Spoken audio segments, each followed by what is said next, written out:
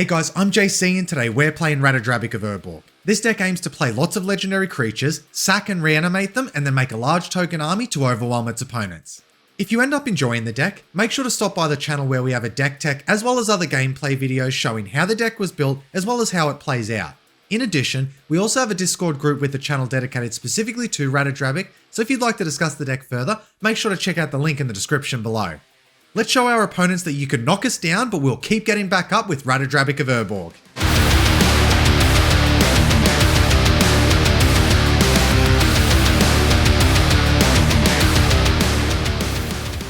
Okay guys, let's see who we're playing today.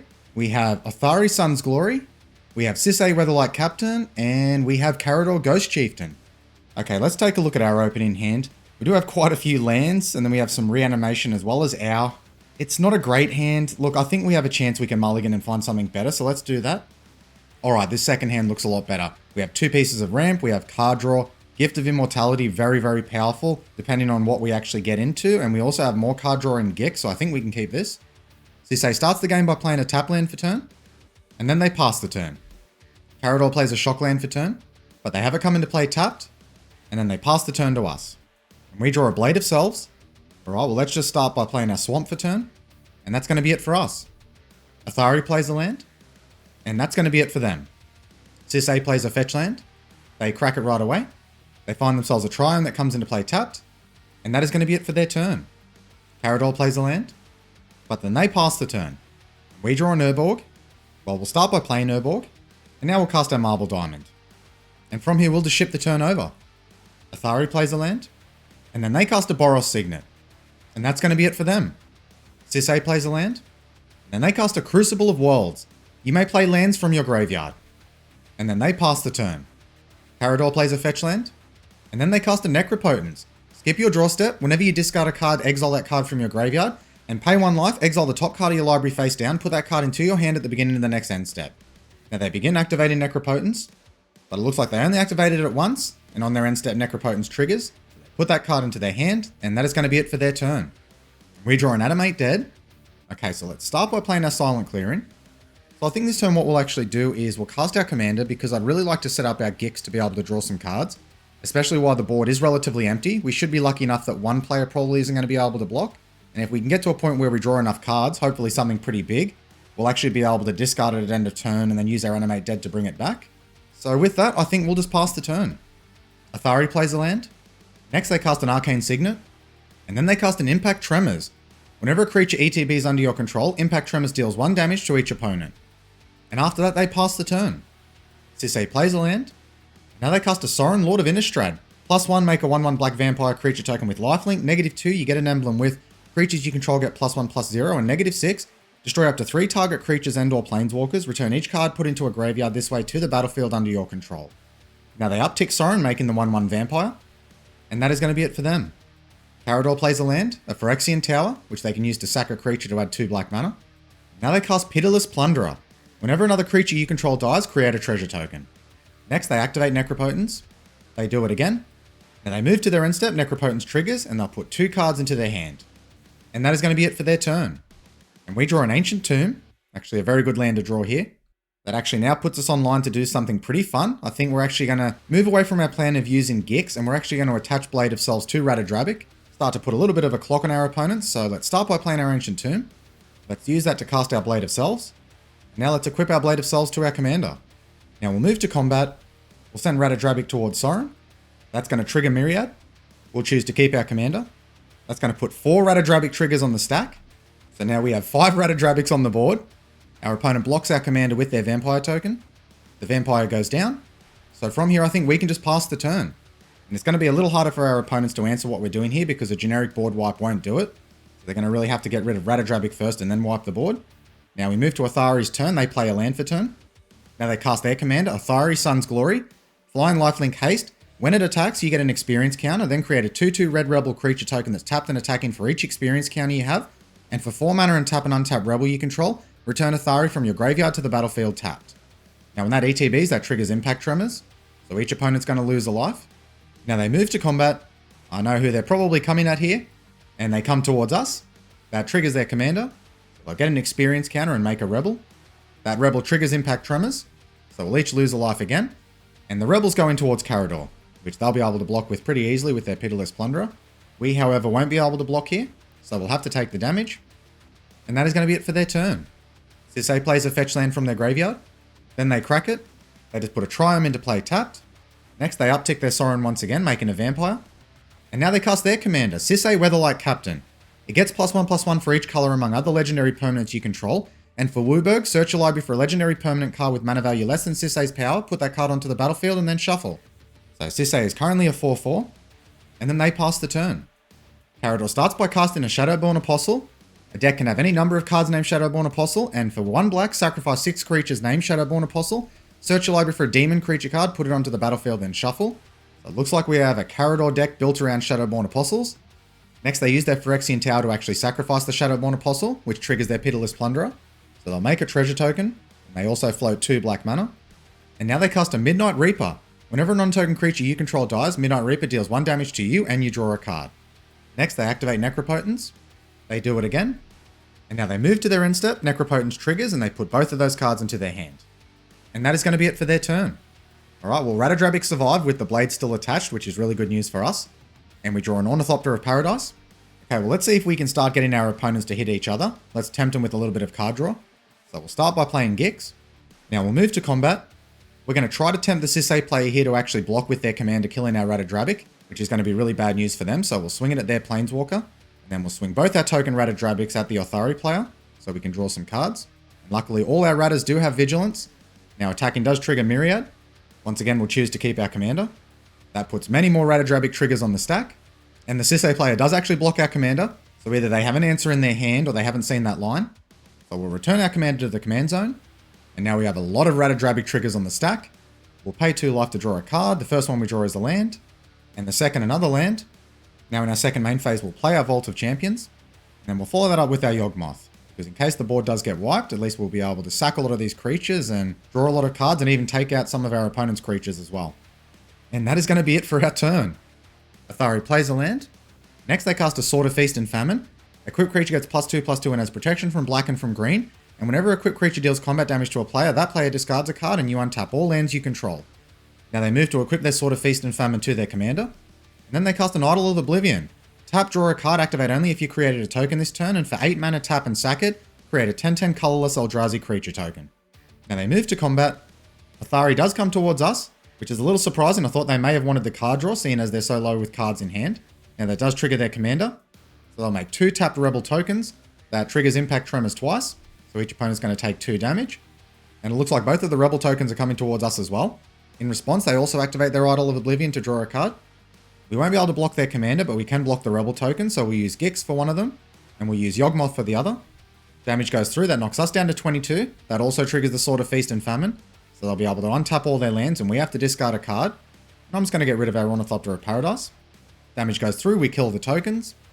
And now they cast a Volshock Splitter. It has 4 Mirrodin, and equipped creature gets +2/+0. When DTBs for Mirrodin triggers, so they'll make a Rebel token, and that also triggers Impact Tremors, dealing another damage to each opponent. And that is going to be it for their turn. Sisay plays a fetch land from their graveyard. They crack it right away. They just put a Triumph into play tapped. And now they cast an Urza's Ruinous Blast. Exile all non-land permanents that aren't legendary. Alright, well we definitely have some responses to this. If we're going to lose all of our token Ratadrabiks here, we're certainly going to make use of them.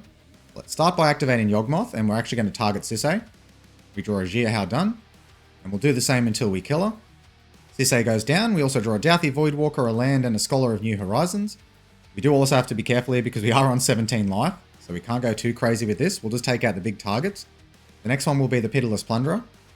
Alright, so we've gotten the Pitiless Plunderer down to 1 now. Because it does get exiled, and I don't want the Karador player getting it back, I think we've drawn enough cards here anyway, so now we can actually let the Urza's Ruinous Blast resolve. Now the board state looking a lot more reasonable. After that, they uptick their Sorin, making a 1/1 Vampire token. And that is it for their turn. Karador starts by casting a Shadowborn Apostle. And it looks like we actually have the Otharri player scooping there, which I'm not really too sure why, because they were actually in a pretty strong position. Their commander still had experience counters, and they could have started to hit pretty hard, especially because we're so low on life. Now Karador also cast the Sterling Grove. Other enchantments you control have Shroud, and 1, sack it, search your library for an enchantment card, reveal it, then shuffle and put that card on top. But then they pass the turn to us. Okay, well now Otharri has Scoop. That's actually given us a bit of breathing room because it actually changes the way we play here. And we also draw a Skull Clamp. So no lack of card draw this game, that's for sure. So because we have all the access to black mana we could want, let's start by playing our Shattered Sanctum. Have a little more access to white. Next we'll cast our Arcane Signet. Now we'll move to combat. We'll send both of our creatures towards Sorin. Get them off that ultimate ability. They block Gix with their Vampire token.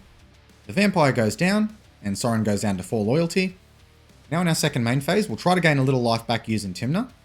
Then we'll put a little hurt on the Karador player by casting our Douthie Voidwalker. And finally, we'll round it out by casting our Skull Clamp. And from here, we're just going to pass the turn over. Sisay starts by playing a fetch land. They crack it right away. And it does get exiled without Douthie Voidwalker. They put into play a Badlands. Next, they uptick Sorin, making a 1/1 Vampire. And then they cast a Garruk Apex Predator. +1, destroy another target Planeswalker. +1, create a 3/3 Black Beast creature token with Death Touch. -3, destroy target creature, you gain life equal to its toughness. And -8, target opponent gets an emblem with. Whenever a creature attacks you, it gets +5/+5 and gains trample until end of turn. Alright, so very likely a Planeswalker variation of Sisay. They decide to uptick Garruk, making a 3/3 Black Beast creature token with Death Touch. Very good blocker for their Planeswalkers. And that is going to be it for their turn. Karador starts by sacking their fetch land. They put into play a Scrubland. Next, they sack their Shadowborn Apostle, which does go to exile, giving them 2 black mana. Now they cast a Privileged Position. Other permanents you control have hexproof. But that is going to be it for the Karador player. Okay, well our board's kept intact. That's good news. We draw a land for turn. Well, let's start by moving to combat. We'll actually use Douthie here and go towards Garruk. So if they want to destroy a creature, they will have to lose their Planeswalker. And we'll send our other 3 creatures towards Karador. We do want to draw a few more cards. Hopefully get into one of our bomb creatures to be able to use with Animate Dead and especially Gift of Immortality. It's been in our hand all this time and we really haven't been able to abuse it yet. That triggers Gix 3 times. We'll pay a life to draw a card on the first one. We just get a Midnight Reaper. Let's pay another life. A Black Market Connections. Not bad, but still not what we want. Let's see if we get lucky on the third. And just a land there. Now Tymna does also trigger, so we can pay a life to draw another card. And lucky last is just a Viscera Seer. Definitely not hitting our bomb creatures at the moment. Well, I guess we do want to provide our board with a little bit of protection, so we'll start by playing our planes. Next, we'll recast our commander. We are going to use the Ancient Tomb here. I know, risky, but that's what we're all about in black decks, using our life as much as we can for a resource. After that, we'll cast our Scholar of New Horizons. And that is going to be it for our turn. Now we'll move to our cleanup. We will discard a few cards here. We'll get rid of 2 lands, as well as our Black Market Connections. And then we'll pass it to the Sisay player. They start by playing a fetch land. They crack it right away. They put a Tiger into play. And now they cast a card we're definitely not happy to see. Ugin the Spirit Dragon. +2, it deals 3 damage to any target. -X, exile each permanent with mana value X or less that's 1 or more colors.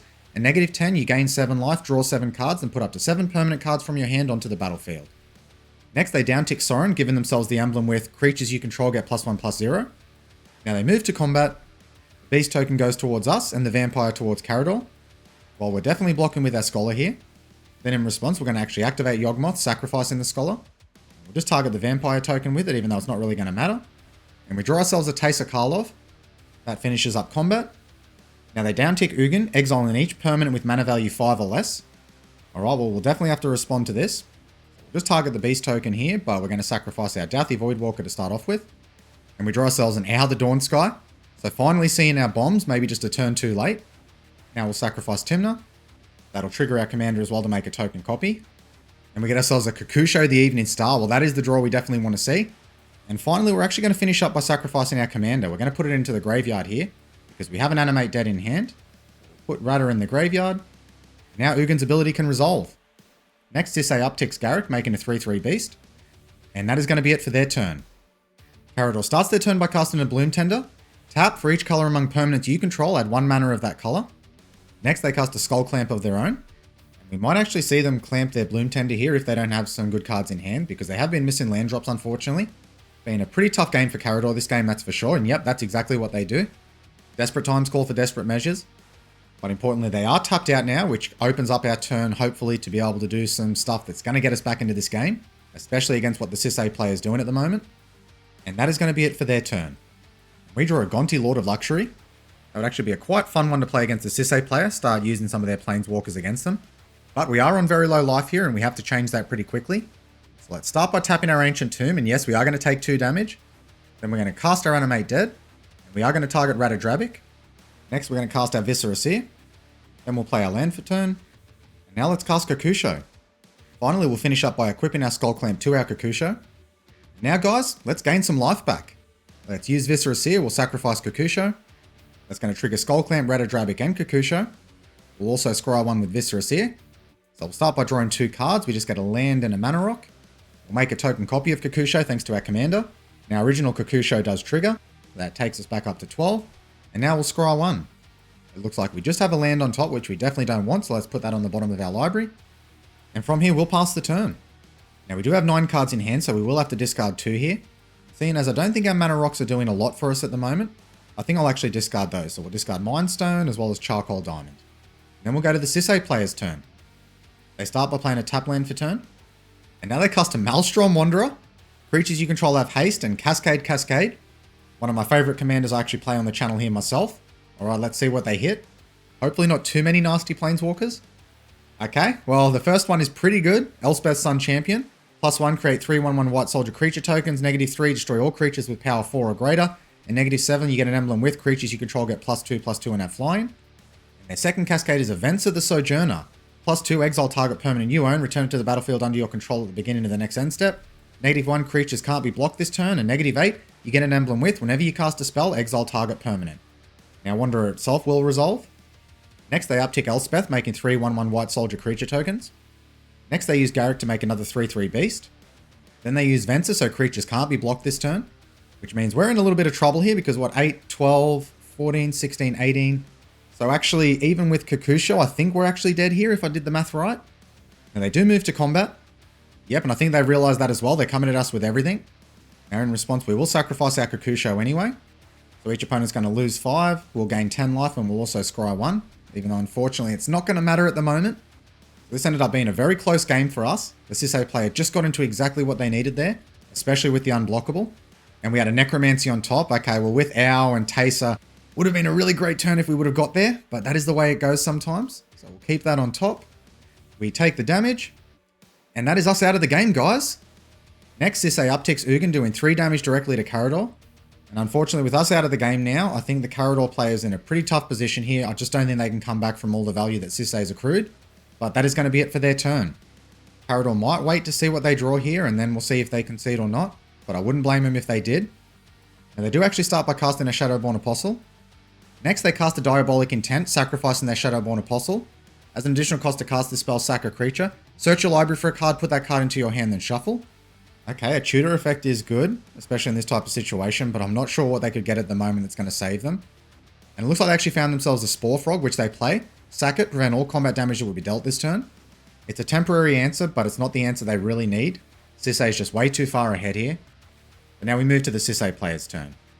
They start by casting a Wheel of Sun and Moon. Enchant player, if a card would be put into enchanted player's graveyard from anywhere, instead that card is revealed and put on the bottom of that player's library.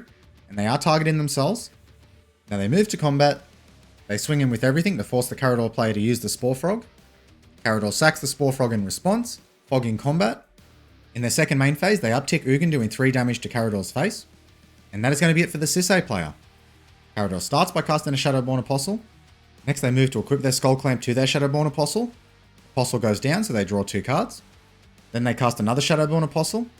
Finally, they Skull Clamp that Apostle, drawing 2 more cards. With that last game action, I think this pretty much rounds it out for Sisay. They can pretty much take it home from here. And that is going to be it for their turn. Right, well all Sisay has to do here is swing out and the game is theirs.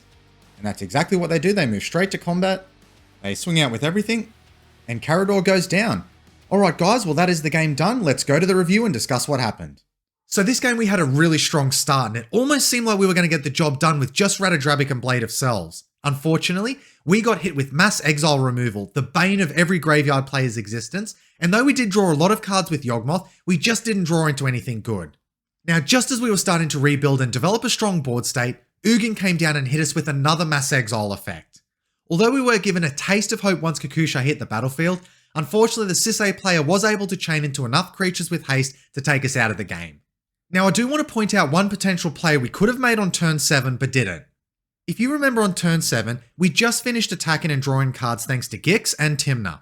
We actually had the option of using Gix's second ability to pay 7 mana and discard about 8 cards to steal some cards from the Sisay player. Doing so would have traded out the cards that weren't really useful to us and could have kept us in the game. Looking back now, I think that would have been the better play tactically, and depending on what planeswalkers we hit, it could have been a lot of fun too. I also want to point out, perhaps a little frustratingly, that we also died exactly on 0 life. That meant if we just sacrificed one less creature, we would have been able to survive to our next turn, and judging by the cards we had in our hand, would have had a very strong chance of winning the game. So let this be a lesson for anyone that thinks that this game isn't a game that's won on inches, that if that's the case, come back and watch this game again. Well, that's it from me today. This game was a lot of fun, and though we didn't get the win, if we were going to lose today, this is the way we'd want to do it. Until next time, guys.